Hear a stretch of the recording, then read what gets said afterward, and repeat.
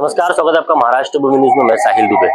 आज प्रताप सर नायक ने चेकनाका का दौरा किया, वहां पर कई तरह के बदलाव होंगे उसकी जानकारी दी। साथ ही साथ बीएसयूपी योजना जो आप मेरे पीछे देख रहे हो, सालों से कहीं ना कहीं इन लोगों को इनके घर नहीं मिले हैं। प्रताप सर नायक ने यहाँ पर आकर के इनको कहीं ना कहीं आश्वासन दिया और बोला कि 1 महीने के बाद इनको इनके चाबियां मिलेंगे इस घर की, ऐसा आश्वासन दिया। आइए हमने सर नायक से बात की, आपको सुनाते क्या कुछ कहा।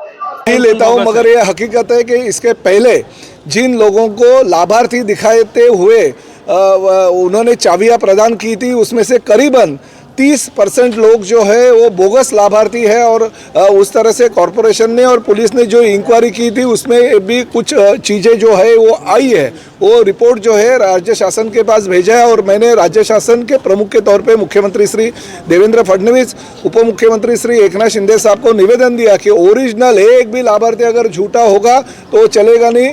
ओरिजिनल लाभार्थी है, सभी लोगों को यहाँ पे घर मिलना चाहिए, क्योंकि राम जी का वनवास 14 साल में ख़त्म हो गया, मगर बेचारे ये बीएसयूपी में योजना में घर लेने वाले लोगों का वनवास 15 से 18 साल हो गया, उनको अभी तक ख़त्म नहीं हो गया।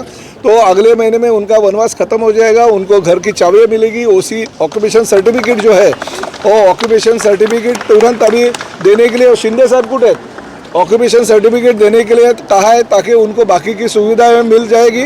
मगर ये धोरण निश्चित है, एक भी बोगस लाभार्थी को अभी ये नए घर में घर नहीं मिलेगा, क्योंकि प्रताप सरनाईक का सामना करना पड़ेगा प्रशासन को। ऐसा नहीं होता है, पिछले टाइम पे दिया था ठीक है, क्योंकि मैंने बहुत सारे पत्र व्यवहार करने के बावजूद भी बेचारे गरीब लोगों को न्याय नहीं मिला, क्योंकि सत्ताधारी थे। आज सत्ताधारी कोई भी नहीं है, क्योंकि प्रशासक हमारे कमिश्नर साहब है, तो इन सभी लोगों को जगह मिलेगी और ज़रूर मिलेगी। और दूसरी ये बात है, हमने विवेक पंडित जो श्रमजीवी संगठन के अध्यक्ष हैं, मैंने कल खुद उनसे बात की है। मैं उनका वक्त लेके उनको भी यहाँ पे लेके आने वाला हूँ, क्योंकि इस बीएसयूपी के योजनाओं में हमारे आदिवासी बांधवों को घर देने के लिए उनका बहुत बड़ा योगदान है। उनके जो यहाँ के नेता है सुल्तान पटेल, उनसे भी मैंने बात की, तो आदिवासियों को पहले घर दिया जाएगा और सब जो बीएसयूपी के लोग हैं उनको लॉटरी सिस्टम लेके घर दिया जाएगा। अब बिल्कुल नहीं होगा, क्योंकि जो लाभार्थियों की यादी है वो डिक्लेयर करने को बोली है। पहले लाभार्थी की यादी एक 4 दीवारों के बीच में रहती थी और वो जो एक को बुला के चाबियां प्रदान की जाती थी। अभी जो लाभार्थी की यादी है, आदिवासियों की जो हमारी भाई बहनों की यादी है, वो तो सुल्तान पटेल जी ने हमारे खामिद साहब को दी है।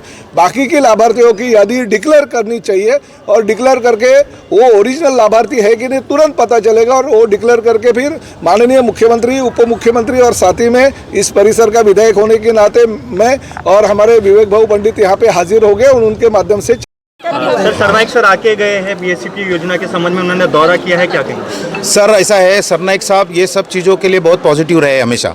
उनकी लड़ाई अपनी जगह पे हुई है। आज तक जो इसमें ये सर्व बीएसयूपी में जो हुआ है उस बारे में मुझे लगता है पत्रकारों को मुझे कहने की ज़रूरत नहीं है।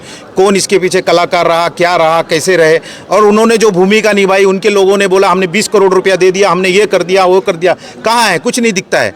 हमारा बोलना है सरनाईक साहब ने आज तक हमारे अपनी भूमिका स्पष्ट रखी है और उनकी भूमिका से हम प्रभावित है कि उनका बोलना है कि मैं आपको तुरंत के तुरंत जो आदिवासी बांधव जिनके रूम इतने सालों से तोड़े गए और इतर लोग भी, सबके लिए, लेकिन उनका बराबर है। जो गए टाइम यहाँ के कुछ कलाकार लोगों ने अपने नाम डाले, उनके घरों के अपने रखे, वो सब नहीं होना चाहिए। इसके लिए मेरी भूमिका स्पष्ट है, ऐसा उन्होंने अपना मत जाहिर किया है और हम उनके मत से सहमत है। हमको और जो भी है, हमने हमारा अल्टीमेटम दिया है कि दिवाली के पहला हमारे लोग इधर आके दिवाली मनाए, ये हमारी इच्छा है।